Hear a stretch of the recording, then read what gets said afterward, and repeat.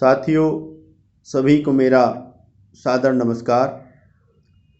खेती और प्रकृति के चैनल के माध्यम से एक बार फिर आज मैं आपके सामने हाजिर हूँ। साथियों, जैसा कि हम सब लोग जानते हैं कि आजकल हम जो खेती कर रहे हैं वह रसायन आधारित खेती कर रहे हैं। हम अधिक से अधिक भौतिक सुख संसाधनों की प्राप्ति की होड़ में और अधिक से अधिक धन प्राप्ति के लालच में अपने खेतों से, अपनी फसलों से अधिक पैदावार लेनी चाहते हैं और अधिक पैदावार लेने के लालच में ही हम अपने खेतों में, अपनी फसलों में रासायनिक उर्वरकों, यूरिया, डीएपी और फसल सुरक्षा रसायनों, इंसेक्टिसाइड, फंजीसाइड, वीडीसाइड का बेतहाशा मात्रा में बिना सोचे समझे प्रयोग कर रहे हैं, जिसकी वजह से हमारी कृषि उत्पादन लागत बढ़ रही है। उत्पादन नहीं बढ़ रहा है, बल्कि जो उत्पादन हमें प्राप्त हो रहा है वह रसायन युक्त है, जिसके खाने से, जिसके उपभोग से हम आप सब नाना प्रकार की गंभीर बीमारियों की चपेट में आते चले जा रहे हैं।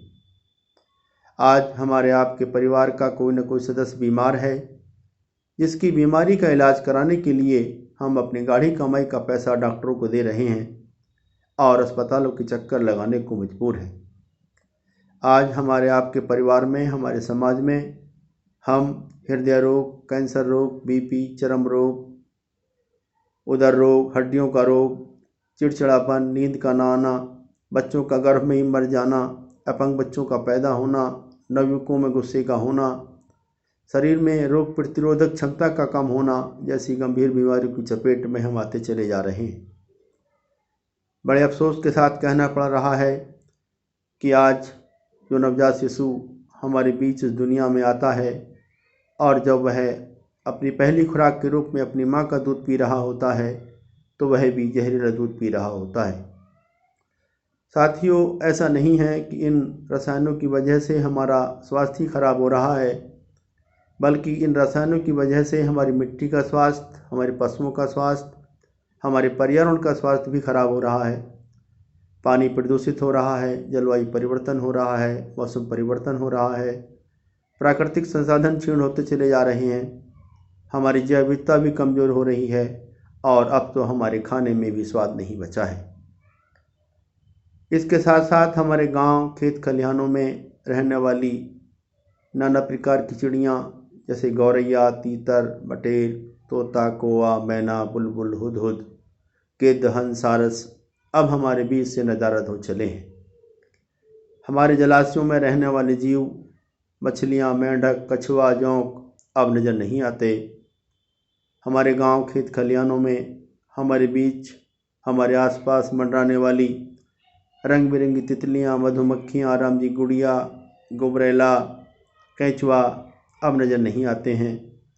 और न जाने कितने पशु पक्षी, जीव जंतु हमारे बीच से विलुप्त होते चले जा रहे हैं।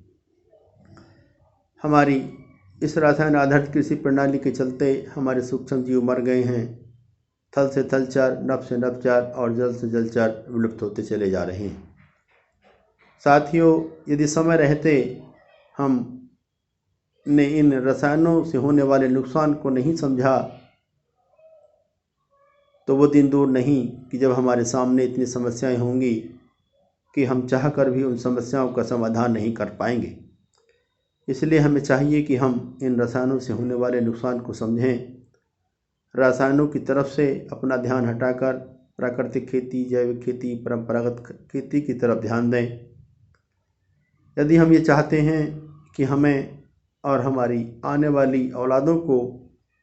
इस धरती पर शुद्ध भोजन, शुद्ध हवा, शुद्ध पानी और शुद्ध पर्यावरण मिलता रहे, तो इसके लिए ज़रूरी है कि हम